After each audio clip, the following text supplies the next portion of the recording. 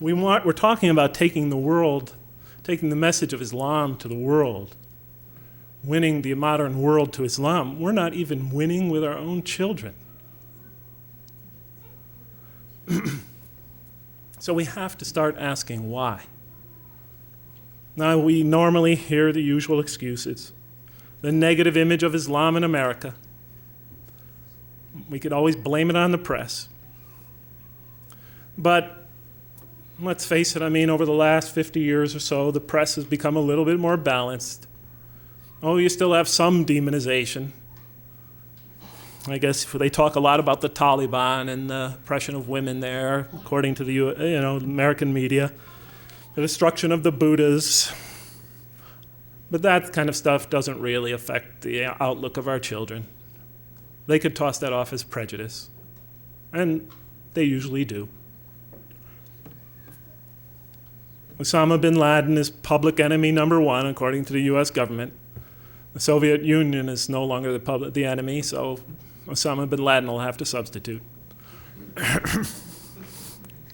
But again, one person or the fame or disfame of one person is not going to drag our children away from the masjids, not from our communities. We have to really start thinking more serious about where have all our children gone, as the song used to say back in the 60s, where have all the children gone? Well, how can we find out? Well, we could start by asking them. But usually if we ask our children why they don't seem to have the same commitment to Islam, the same love of Islam, the same commitment to going to its institutions and participation, they're usually not going to elaborate on their reasons. Because they know that if they tell us that we will not like what they hear. I had interviewed young Muslim kids at the University of Kansas and at other universities that have no participation whatsoever in their communities.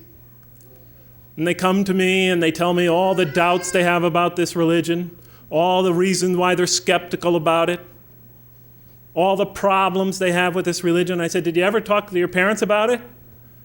Most of them said, they always have the same story. I asked this question once, my father just belted me.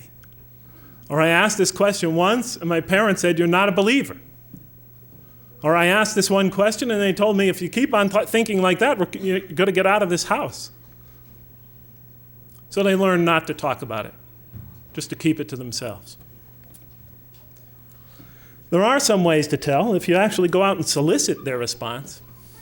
In the past several years, I've been getting hundreds of emails from American Muslim kids. I really can't answer them all. But I asked them for their reasons or their whatever problems they might like to communicate to me that they have with this religion. And you'll be quite surprised at the depth of the questions and the problems that they have.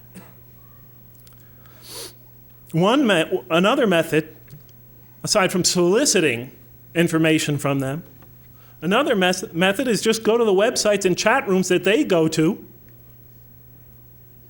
the various Islamic websites and the various chat rooms, and see the discussions that take place there. And record that information and start pouring through it and see what their problems and their issues are. It's quite revealing. So far, I've collected several hundred pages of data on what our children are, and converts also, because they're part of the American Muslim sector of our society, charting what they have to say about our religion and what problems they have and why they're not participating and why they're drifting away from this religion.